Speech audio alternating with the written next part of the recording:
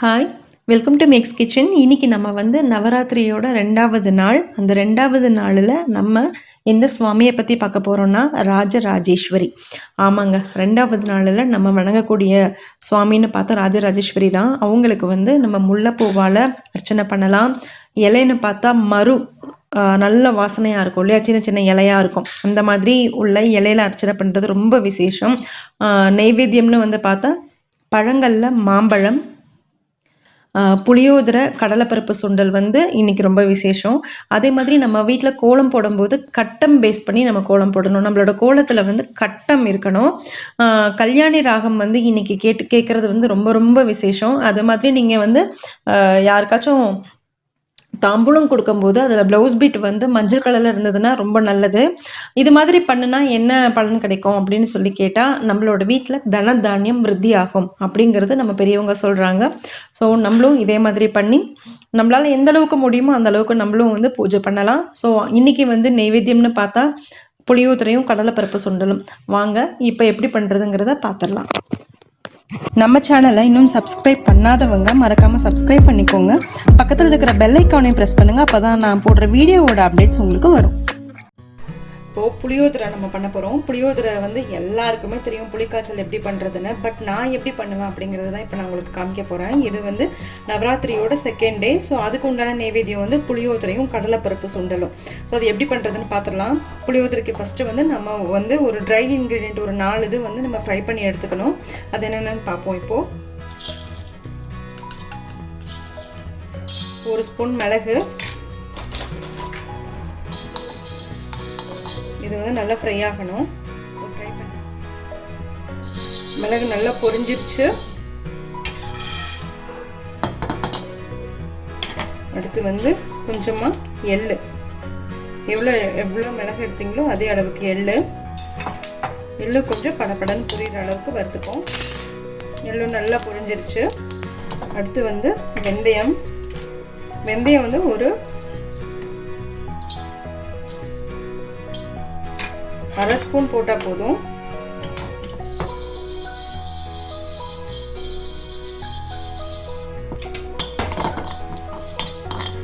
இது நல்லா ரோஸ்ட் ஆகிற முடியும் ஃப்ரை பண்ணிக்கலாம். வெந்தயமும் நல்லா ஃப்ரை பண்ணியாச்சு கோல்டன் கலரில். இந்த டைமில் ஒரே ஒரு காஞ்ச மிளகாய் மட்டும் நம்ம ஃப்ரை பண்ணி எடுத்துப்போம்.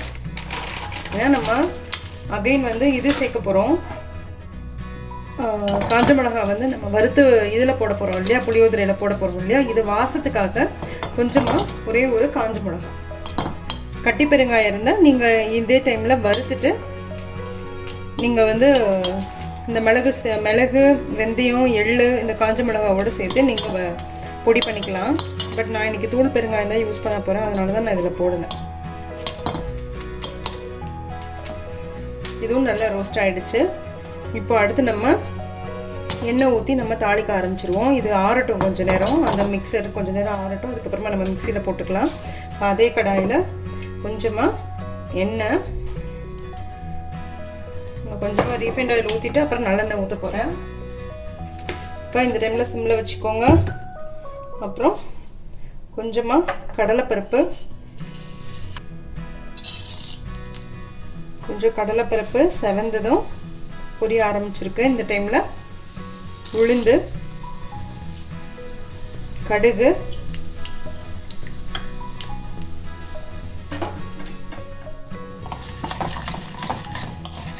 இந்த டைமில் வேர்க்கடலை,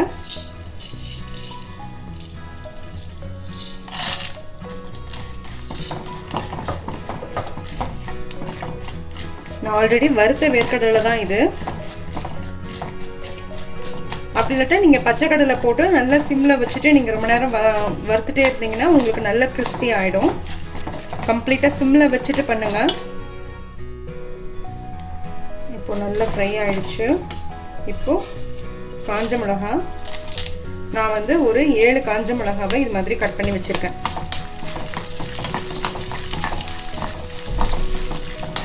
அது கொஞ்சம் செவந்ததும் கருவேப்பிலை,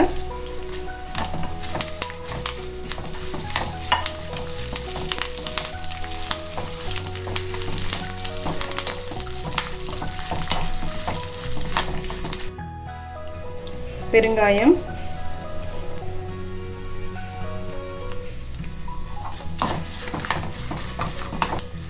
அதுக்கப்புறமா புளி தண்ணி.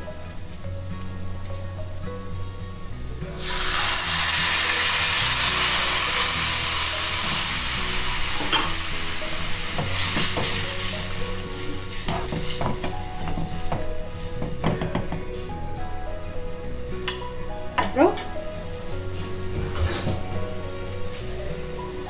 உப்பு,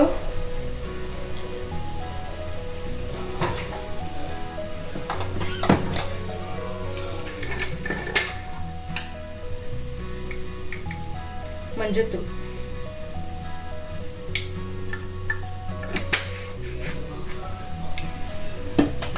அவ்வளோதான், இது ஆல்மோஸ்ட் ஆயிடுச்சு. இப்போது இது வந்து நல்லா வந்து சுண்டி வரணும். இந்த புளி காய்ச்சல் வந்து இது கம்ப்ளீட்டாக சுண்டி வரணும். அந்த சுண்டி வரும்போது நம்ம ஆல்ரெடி இது நம்ம வறுத்து வச்சுருக்கோம் இல்லையா, இதை வந்து மிக்சியில் பொடி பண்ணிவிட்டு இதோடு நம்ம சேர்த்துக்கலாம் தேவையான அளவு. மீதியை வந்து நீங்கள் ஒரு குட்டியாக ஒரு பாட்டிலில் போட்டு நீங்கள் வச்சுக்கிட்டிங்கன்னா, ஏர்டெட் பாட்டிலில் போட்டு வச்சுக்கிட்டிங்கன்னா உங்களுக்கு நெக்ஸ்ட்டு டைமு நீங்கள் புளியோதரை பண்ணும்போது யூஸ்ஃபுல்லாக இருக்கும். இல்லாட்டினா வேறு ஏதாச்சும் நம்ம புளிக்குழம்பு அந்த மாதிரி தாளிக்கும் போது கூட இந்த பொடியை நீங்கள் யூஸ் பண்ணிக்கலாம். பார்த்திங்கன்னா நல்ல எண்ணெய் பிரிஞ்ச மேலே சூப்பராக நம்ம புளிக்காய்ச்சல் ரெடி ஆகிட்டுருக்கு. ஆல்ரெடி நம்ம வறுத்து வச்சுருந்தோம் இல்லையா, அதை நான் பொடி பண்ணிட்டேன். ஸோ அந்த பொடி வந்து எவ்வளோ உங்களுக்கு தேவையோ அவ்வளோ போட்டுக்கோங்க.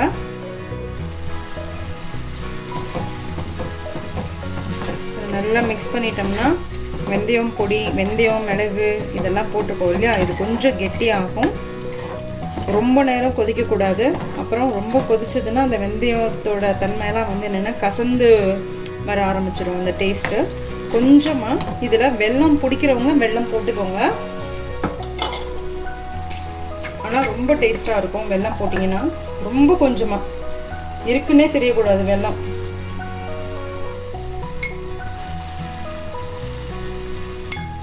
அவ்வளோதான். உங்களுக்கு அந்த எரிப்பை வந்து எடுத்துரும் அந்த வெல்லம் போடும்போது. உங்களுக்கு பேலன்ஸாக இருக்கும். புளிப்பு, காரம், இனிப்பு, உப்பு எல்லாமே வந்து பேலன்சிங்காக கிடைக்கும். ஸோ அவ்வளோதான், நம்மளோட புளிக்காய்ச்சல் ரெடி. நெக்ஸ்ட்டு வந்து இந்த ரைஸோடு சேர்த்து மிக்ஸ் பண்ண வேண்டியது தான்.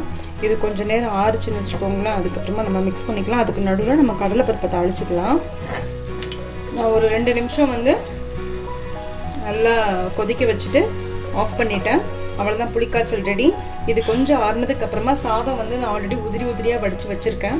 அந்த சாதத்தோடு சேர்த்து மிக்ஸ் பண்ணிவிட்டு நீங்கள் நைவேத்தியத்துக்கு பண்ண ஆரம்பிச்சிடலாம். இப்போ அடுத்து வந்து நம்ம கடலைப்பருப்பு வந்து சுண்டல் எப்படி பண்ணுறது. இப்போ கடலைப்பருப்பு சுண்டலுக்கு ஜாரில் இவ்வளோண்டு இஞ்சி, ஒரு பச்சை மிளகாய், கொஞ்சமாக கருவேப்பிலை இதை போட்டு நல்லா அரைச்சிடுங்க. கடலைப்பருப்பை தாளிச்சிடுவோம். அடுப்பு பற்ற வச்சாச்சு. கொஞ்சமாக எண்ணெய் காஞ்சிருச்சு. எண்ணெய் இப்போது உளுத்தம்பருப்பு கொஞ்சமாக, அப்புறம் கொஞ்சம் கடுகு. ஆல்ரெடி நான் வேக வச்சு வச்சுருக்கேன் கடலைப்பருப்பை, அதை போட்டுக்கிறேன். நீங்கள் ஊற வச்சிங்கன்னா கடலைப்பருப்பு ஒரு விசில் மட்டும் வச்சா போதும், உடனே எடுத்துருங்க. ஊற வைக்கலைன்னா 2 விசில் விடுங்க. கடலைப்பருப்பு உங்களுக்கு சரியாக இருக்கும். அந்த மிக்சியில் பொடி பண்ணி வச்சுருக்கோம் இல்லையா, அந்த இஞ்சி, பச்சை மிளகாய், கருவேப்பிலை அதை எடுத்து போட்டுருக்கேன் இதுக்கு. அதுக்கப்புறமா கொஞ்சமாக தேங்காய்,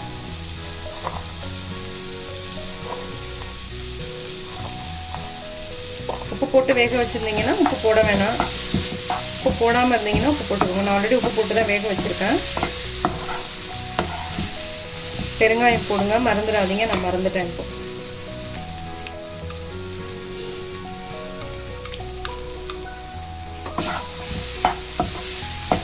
அவ்வளோதான், கடலைப்பருப்பு சுண்டலும் ரெடி ஆயிடுச்சு. பாருங்கள், ஆல்ரெடி உதிரியாக எடுத்து வச்சுட்டேன், வடித்து வச்சுருக்கேன். குக்கரில் வைக்க மாட்டேன், நான் வடித்து தான் வைப்பேன். அதில் ஆல்ரெடி உப்பு போட்டிருக்கிறதுனால சாதத்துலேயும் உப்பு போட்டிருக்கேன், புளியோதரையிலையும் இந்த புளி காய்ச்சலையும் உப்பு போட்டிருக்கோம். நம்ம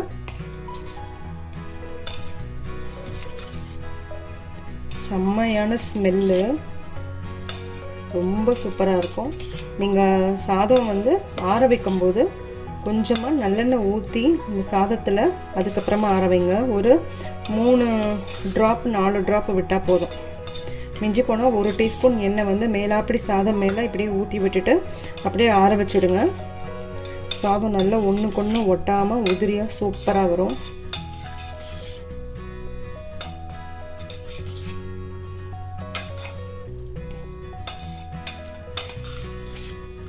அவ்வளோதான், கோயில் ஸ்டைலில் புளியோதரை ரெடி நெய்வேத்தியத்துக்கு.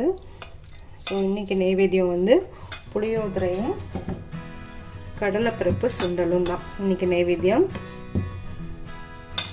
ஸோ இப்போ நம்ம இதை வந்து நீங்கள் தொன்னையில் கொடுத்தாலும் சரி, இல்லை இலை வாழை இலை அந்த மாதிரி கொடுத்தாலும் சரி, பிளாஸ்டிக் பேக்ஸு இந்த பிளாஸ்டிக் அந்த கண்டெய்னர்ஸை வந்து கொஞ்சம் அவாய்ட் பண்ணுறது நல்லது. நான் வந்து தொன்னையில் தான் இன்றைக்கி உங்களுக்கு ஃபோட்டோ எடுக்கிறதுக்காக வச்சுருக்கேன். ஸோ அது பார்த்துருவோம். அவ்வளோதான், ரெடி. புளியோதரையும் ரெடி, சுண்டலும் ரெடி. இதுதான் நெய்வேத்தியம் அன்றைக்கி.